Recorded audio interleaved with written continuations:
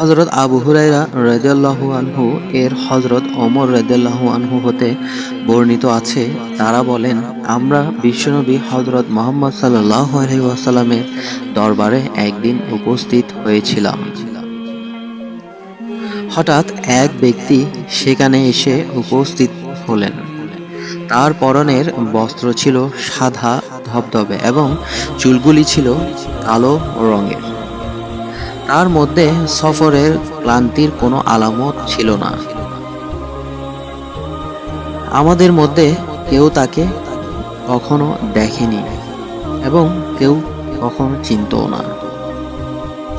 সে এসেই হযরত মুহাম্মদ সাল্লাল্লাহু আলাইহি ওয়াসাল্লামের উপর হাঁটুর সাথে হাঁটু মিলিয়ে নিজের উভয় হাঁটু মিলাইয়ে বসে পড়ল এবং হযরত মুহাম্মদ সাল্লাল্লাহু আলাইহি ওয়াসাল্লামের উপর তার হাত দুটি স্থাপন করে তাকে প্রশ্ন করতে শুরু করলো।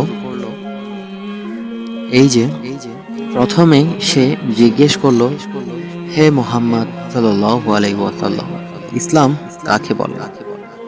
হযরত মুহাম্মদ সাল্লাল্লাহু আলাইহি ওয়াসাল্লাম উত্তরে বললেন, ইসলামের মূল বক্তব্য হলো ইবাদতের উপযুক্ত একমাত্র আল্লাহ পাক এবং হযরত মুহাম্মদ সাল্লাল্লাহু আলাইহি ওয়াসাল্লাম তার সত্য রাসূল এক কথায় বিশ্বাস স্থাপন করা, নামাজ পড়া, যাকাত আদায় করা, রমজান শরীফের রোজা রাখা এবং সামর্থ্য থাকলে হজ স্থাপন করা।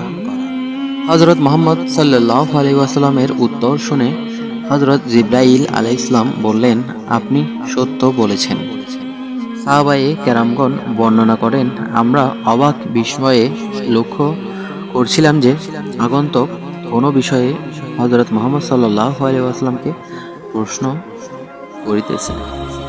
উহার অর্থ এই যে ওই বিষয়টি তার জানা নেই, অথবা হযরত মুহাম্মদ সাল্লাল্লাহু আলাইহি ওয়াসাল্লাম তার প্রশ্নের উত্তর দেবার পর সে উহার সত্যতা অনুমোদন করতেছিল এবং অর্থ দাঁড়াচ্ছে এই বিষয়ে সে পূর্ব হতেই ওয়াকিবহাল।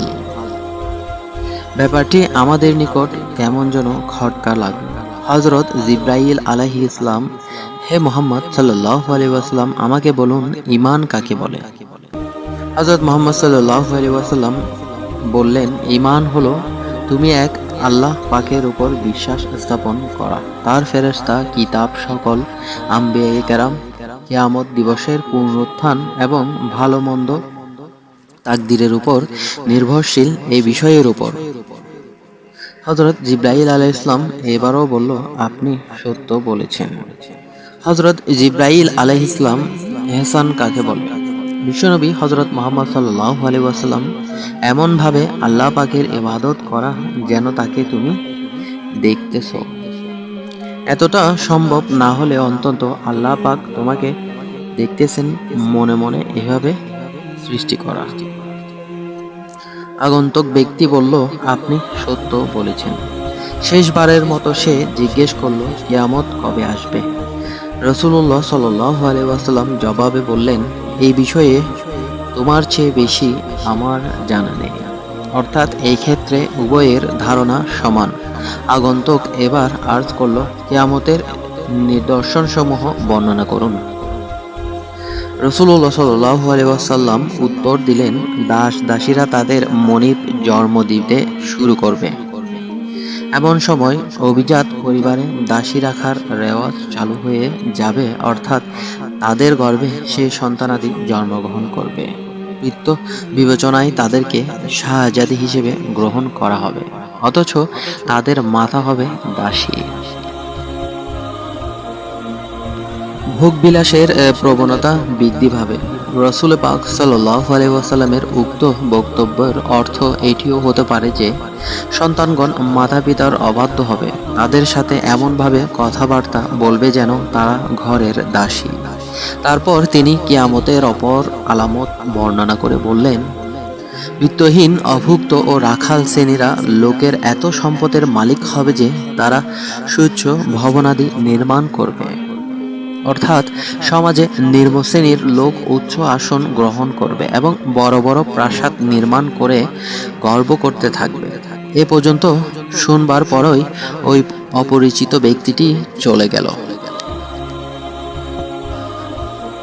রাসূলুল্লাহ সাল্লাল্লাহু আলাইহি ওয়াসাল্লাম সাহাবায়ে কেরামগণকে বললেন, তাকে ডেকে আনো, কিন্তু তাকে আর কোথাও খুঁজে পাওয়া গেল না। হযরত ওমর রাদিয়াল্লাহু তাআলা আনহু বলেন, কিছুক্ষণ পর রাসূল পাক সাল্লাল্লাহু আলাইহি ওয়াসাল্লাম আমাকে জিজ্ঞেস করলেন, তুমি কি জানো ওই প্রশ্নকারী ব্যক্তিটি কে? আমি বললাম, আল্লাহ এবং তার রাসূলই ভালো জানেন। তিনি বললেন, তিনি জিবরাইল আলাইহিস সালাম। প্রশ্নকারী ছদ্মবেশে তোমাদেরকে দ্বীনের কথা বলতে এসেছিলেন। হযরত মুহাম্মদ সাল্লাল্লাহু আলাইহি ওয়াসাল্লামের দরবারে মানুষের দূরত্বে ফেরেশতাদের আগমন নিঃসন্দেহে তার একটি মুজিজা।